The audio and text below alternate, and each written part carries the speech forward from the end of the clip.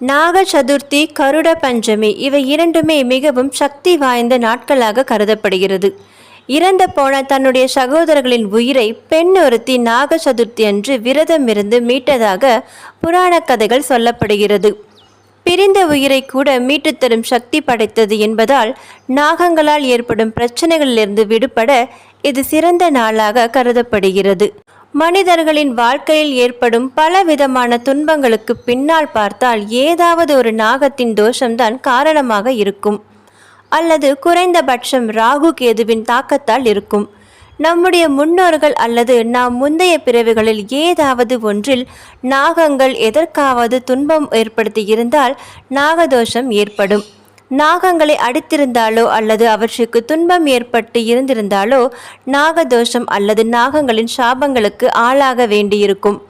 நாகதோஷம் இருந்தால் திருமண தடை, குழந்தை பாக்கியம் ஏற்படுவதில் தடை போன்ற பிரச்சனைகள் ஏற்படும். சிலரது குடும்பத்தில் தலைமுறையாக நாகங்களின் சாபம் தொடர்ந்து கொண்டே இருக்கும். நாகதோஷங்கள் மற்றும் நாக சாபங்களால் பாதிக்கப்பட்டவர்கள் அவற்றிலிருந்து விடுபட மிகவும் சிறப்பான நாள் நாக சதுர்த்தி மற்றும் கருட பஞ்சமி தினமாகும். இந்த ஆண்டு நாக சதுர்த்தி ஆகஸ்ட் 8ஆம் தேதி வியாழக்கிழமையும், கருட பஞ்சமி ஆகஸ்ட் 9ஆம் தேதி வெள்ளிக்கிழமையும் வருகிறது. இந்த பதிவை கிளிக் பண்ணி பார்க்குறவங்க எல்லாருக்கும் என்னுடைய வணக்கம். இந்த பதிவு உங்களுக்கு பயனுள்ளதாக இருந்திருந்தால் நம்ம சேனலை மறக்காமல் சப்ஸ்கிரைப் பண்ண மறக்காதீங்க. மேலும் சப்ஸ்கிரைப் பண்ணவங்க லைக் பண்ண மறக்காதீங்க. நாக சதுர்த்தி தினத்தில் அதிகாலை எழுந்து குளித்துவிட்டு அருகில் உள்ள ஏதாவது ஒரு கோவிலுக்கு சென்று அரச மரத்தடியில் இருக்கும் நாகர் சிலைக்கு பால், மஞ்சள் கொண்டு அபிஷேகம் செய்து மலர்களை சூட்டி வழிபாடு செய்ய வேண்டும். நானும் என்னுடைய வம்சத்தை சேர்ந்தவர்களும் எப்போதாவது தெரியாமல் நாககுலத்திற்கு ஏதாவது தீங்கு செய்திருந்தால் அதனை மன்னித்து எங்களின் கஷ்டங்களை தீர்த்து வைக்க சொல்லி நம்முடைய கவலைகளை சொல்லி வழிபட வேண்டும். கோவிலுக்கு செல்ல முடியாதவர்கள் வீட்டில் இருக்கும் நாக உருவத்திற்கு பால் அபிஷேகம் செய்து வழிபடலாம். நாகர் உருவம் இல்லை என்றால் நாகத்தை ஆபரணமாக அணிந்த சிவன், முருகன், பெருமாள், விநாயகன், அம்மன் போன்ற ஏதாவது ஒரு தெய்வத்தின் படத்திற்கு சிறிதளவு பால் படைத்து வழிபடலாம். பிறகு அந்த பாலை கால்படாத இடத்தில் மண்ணில் படும்படி ஊற்றிவிட வேண்டும். நைவேத்தியமாக முடிந்தவற்றை செய்து படைக்கலாம். நாகர் வழிபாட்டினை ராகு கால வேளையில் செய்வதன் சிறப்பானதாகும். நாக பஞ்சமி வழிபாடு செய்வதால் பயம், நடுக்கம் ஆகியவை நீங்கும். கருட பஞ்சமி அன்று கௌரி மாதாவை வழிபட வேண்டும். கௌரி மாதா நாக ஆபரணங்களை அணிந்தவள். கருடனையும் கௌரியையும் இந்த நாளில் வழிபடுவது மிக சிறப்பானது. கருடனின் படம் வீட்டில் இருந்தால் வழிபடலாம். இல்லை என்றால் ஏதாவது ஒரு அம்பாள் படத்தை வைத்து அவளை கௌரியாக பாவித்து வழிபடலாம். கருடர் படம், கருடனுடன் இருக்கும் பெருமாள் படம் இருந்தால் அதற்கு துளசி மாலை சாற்றி கொழுக்கட்டை நைவேத்தியமாக படைத்து வழிபடலாம். அம்மன் படம் இருந்தால் பூக்கள், சந்தனம், குங்குமம் வைத்து வழிபடலாம். கருடன் அல்லது பெருமாளுக்குரிய மந்திரங்களை சொல்லி வழிபட வேண்டும். கருட பஞ்சமி வழிபாட்டினை துவங்குவதற்கு முன் ஒரு சிவப்பு கயிறில் 10 முடிச்சுகளை போட்டு கருடனுக்கு அல்லது அம்பாளுக்கு வலதுபுறம் இருக்கும்படி வைத்து பூஜை செய்த பிறகு அதை ராசையாக கையில் கட்டி கொள்ளலாம். இதனால் பயம், தயக்கம், பதற்றம், வாகன விபத்துகள், கண் திருஷ்டி போன்றவை நீங்கும். அவமானம், தொடர் தோல்வி, இழப்பு என வாழ்க்கையில் ஜெயிக்கவே முடியாமல் கஷ்டப்பட்டு கொண்டிருக்கும் நபர்களுக்காக நாள்தான் கருட பஞ்சமி. நீங்கள் வெற்றியை நோக்கி பயணிப்பதற்கு இந்த நாளானது உங்களுக்கு பிள்ளையார் சொல்லி போடும். மேலும் பெருமாளுடைய பெரிய திருவடி என்று சொல்லக்கூடிய கருட பகவானுக்குரிய அர்ப்பணிக்கப்பட்ட நாள்தான் இந்த கருட பஞ்சமி. ஒவ்வொரு கருட பஞ்சமியின் காலை 7:30 முதல் 9 மணி வரை ராகு காலமானது வழிபாடு செய்வதற்கு சிறப்பான நேரம் என்று கூட சொல்லப்படுகிறது.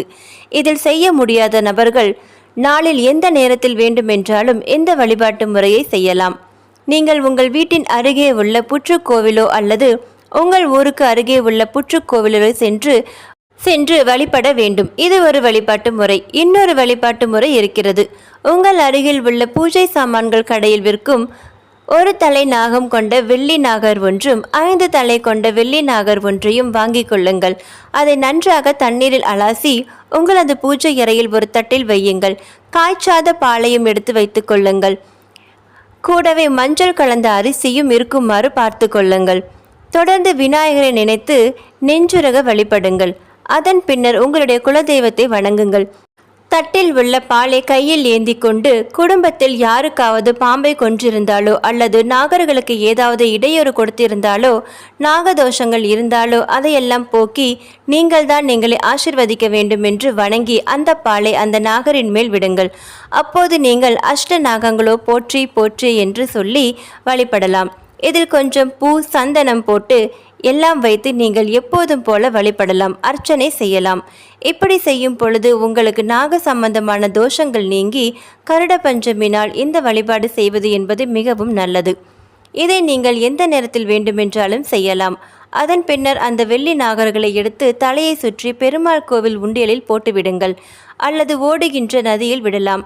தொடர்ந்து பெருமாள் கோவிலில் உள்ள கருடாழ்வார் நெய் விளக்கு ஏற்றி நீங்கள் வழிபாட வேண்டும். துளசி வைத்து வழிபடுவது இன்னும் சிறப்பு.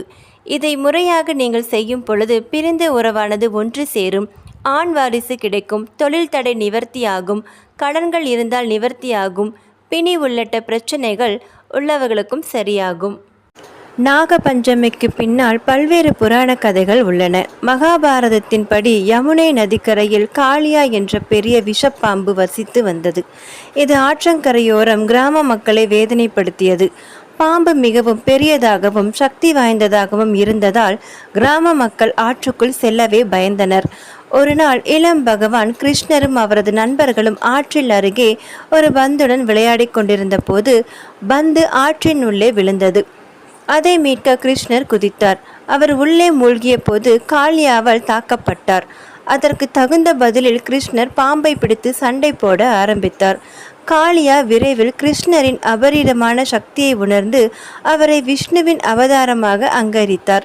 எதிர்காலத்தில் கிராம மக்களை துன்புறுத்த மாட்டேன் என்று உறுதியளித்து அது அவருக்கு பணிந்தது.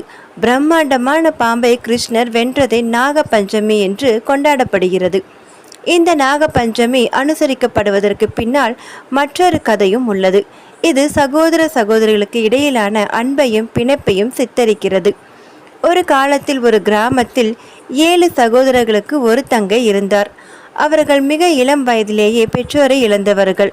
எனவே இந்த 7 சகோதரிகளும் தங்கையை நன்றாக கவனித்து கொண்டனர். தங்கள் வாழ்வாதாரத்திற்காக சகோதரர்கள் விவசாய நிலங்களில் வேலை செய்து வனப்பகுதியில் மரங்களை வெட்டி வந்தனர். அந்த பெண் தன் அண்ணன்களுக்கு தினமும் உணவு சமைத்து அவர்களுக்கு உணவளிக்க பண்ணைக்கு செல்வாள். ஒரு நாள் நாக பஞ்சமி என்று தெரியாமல் வழக்கம் போல் உணவு சமைத்து தன் சகோதரர்களுக்கு எடுத்துச் சென்றாள். கருட பஞ்சமி என்பதால் கருடனுக்கும் பாம்புக்கும் சண்டை ஏற்பட்டது. கருடன் தனது கொக்குகளில் பாம்பை பிடித்தார். பாம்பு விஷத்தை வெளியேற்றியது. இந்த விஷம் அவளுக்கு தெரியாமல் சமைத்த உணவில் விழுந்தது. அவள் சென்று தனது சகோதரர்களுக்கு உணவளித்த போது அவர்கள் அனைவரும் விஷம் கலந்த உணவை உட்கொண்டதால் இறந்தனர்.